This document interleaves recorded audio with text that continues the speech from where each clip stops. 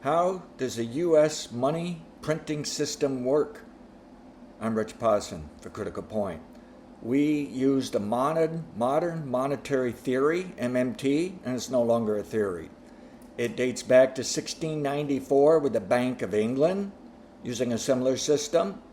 And you can find evidence in the medieval times and go back thousands of years to Mesopotamia to find similar systems.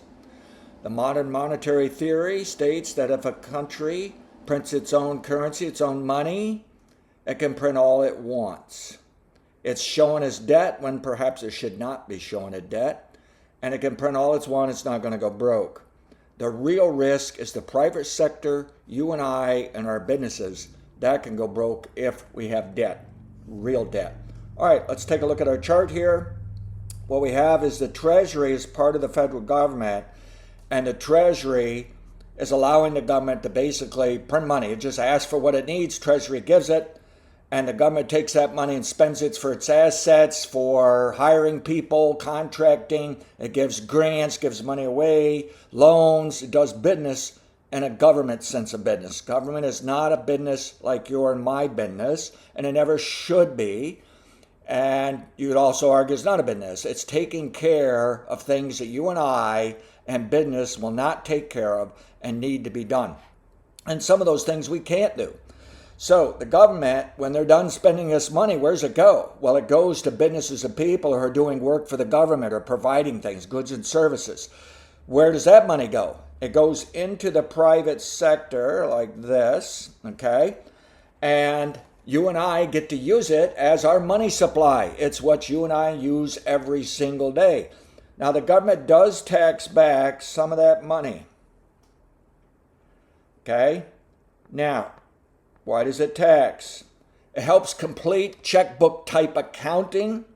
So some of that money comes back and it just disappears. It's done away with. In the old days, like 1694, Bank of England, they had tally sticks. They burned the tally sticks. Once the business was done and that money had been used and over and done with, they just got rid of it. And then they just printed more money as they needed. Okay? Now, pulling that money back to the government, having a tax, allows the government to create faith use in the money. And it does this by simply stating, yeah, you have to pay taxes. Somebody's got to pay taxes. And when you do pay taxes, you're going to pay in the government's money, the country's money. Okay? Nothing else. Not chickens and donkeys and gold and some other thing. Okay? Their money. Now, again, that allows us to do more business because the government doesn't tax back all the money. It leaves money with us. And if you look at what happened in the 1980s to date, the amount of printed money just exploded. But if you look at the value of the U.S. economy in terms of dollars, it exploded right along with it. That's evidence this government money is converting over into the private sector.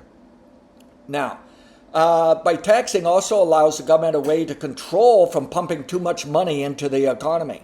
So we can control inflation. And if you think about it from our perspective, if we have to pay taxes, we need representation. So we're able to speak up about what is the government spending our money on and hopefully have some voting through our democracy, so long as we save democracy, okay? However, when it comes to the government, they can print all the money they want, okay? And we're being scared all the time. Right today, people are saying, well, there's a $39 trillion debt at the federal level. Well, to do a correct accounting, they should put a minus sign. And then what they don't tell you is you should have another column of a plus sign and 39 trillion and another column that equals zero. And all this is meaning we're transferring the printed money over. You can calculate it that it is debt and IOU, but it becomes money. Or you can just say it's just money. Doesn't matter. You get to the same point. Okay? Now, the Treasury allows the Federal Reserve to have access to printing U.S. dollars, print money. The Federal Reserve prints that money and gives it to banks. But the Federal Reserve also pulls money away from the banks. In a way, it's kind of like the taxation system used on the federal government side. What the Federal Reserve's doing is providing a governor on the engine so it doesn't blow up and go too fast. They're trying to make sure the banking system stays intact. Now, this money that goes to the banks use it as deposits. And it goes right alongside your money, my money, and our business's money as deposits. The bank is allowed to make more loans than the amount on deposits. Say it's like 2 to 1. That means for every dollar deposited, they can make $2 worth of loans. That's how we build business and grow the economy. But what is all that doing? It's creating more money to go into the private sector. Okay? However, in the private sector, to get that money from the banks, you borrow it. It becomes real debt. It's not like the debt over at the government side that's not real debt, or it's a different kind of debt, or not debt at all. It's just printed money. But on this side, we have to worry about real debt. You and I can go broke off from our debt. Businesses can go broke. What should you be watching mostly when you're worried over the economy, the future of the country, the stock market, and other financial markets? Okay, you should worry over the real debt in the private sector. When that gets out of hand, something's going to break. There's going to be a problem. Don't get so caught up on the debt on the federal side of this ledger. Okay. Now, the beauty of this system is we can print all the money we want and pump it in the economy, but if inflation rises from printing too much money, you got to have mechanisms to control that. We've done a fine job controlling that compared to many other countries, and these days all it is raising interest rates, which is really not a good, effective tool. It's rather inefficient. So I think we should also tax, which also works, and the Federal Reserve has ways of pulling at least some money back from the banks. You put these all together, you can see we can keep inflation from turning into hyperinflation. I used to have a fear of hyperinflation. I don't fear hyperinflation anymore. We won't allow to get that far. And history shows that some of those countries under hyperinflation, they never really blew up.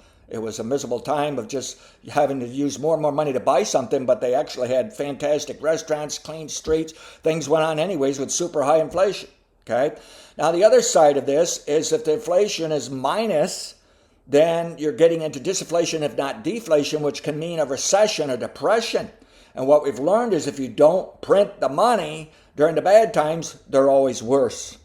So we have to control when inflation's dropping too far too fast, the economy's starving for money. We have to control when the economy's running too hot and inflation's getting too hot and we've had too much money in the system. We can do that. We've been doing it. It works. Now, on the other side of this is the Treasury. Some people say, well, the government needs to balance their books just like we do. No, it's a different kind of checkbook. When the government's checkbook is in minus, meaning they need money coming in, they need revenue, you would think they're going under. No, they're not. Okay? It turns out the recessions that come right after they achieve that deficit in their checkbook aren't as bad as the recessions that occur with a balanced checkbook. And the worst recessions, perhaps depressions, sometimes were where they had a surplus. They were sitting on money. That was really a sign of starving the economy in the middle class. Okay? So put these ingredients together. This is a fantastic system that's going on in various forms for thousands of years. And today, 90% of the economists don't get how it works, and they've been very anti-MMT, but they're waking up. And more non-economist people are waking up to this. The politicians don't have a good handle on it, and unfortunately, this allows our MMT system to not be used for its best use and can be even misused or abused. Since 1980, and if you follow some of my other videos I've put out on civilization and whatnot, we can see that since 1980, Democrats have allowed the Republicans to basically send more and more money to the rich and big business, and it doesn't trickle back and help the middle class and poor. We're starving that portion of the economy, okay? And the more they cut back on government, you're going to find out you're starving your economy more. You need to pump that money in a different direction to boost that economy and boost the middle class and poor, or it's going to backfire. All right, that's my stance of how this system works. It's a flow of money.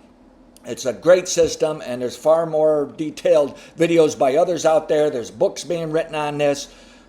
This is going to be the big deal in the next couple of decades, where we're going to make this system work for the middle class and poor, work for the country. I'm Rich Posson. Go to criticalpointpod.com. Check out some of my free stuff, some of my locked up stuff. I give market signals and economy signals of when we're heading for the next disaster in the economy, the next recession. When is the time maybe to buy, sell stocks. But I also look at a variety of other things, Bitcoin, gold, oil, okay, the dollar. I look at the economy, and I even have a separate section of a few other commodities. Thank you for your consideration and interest, and have a great day.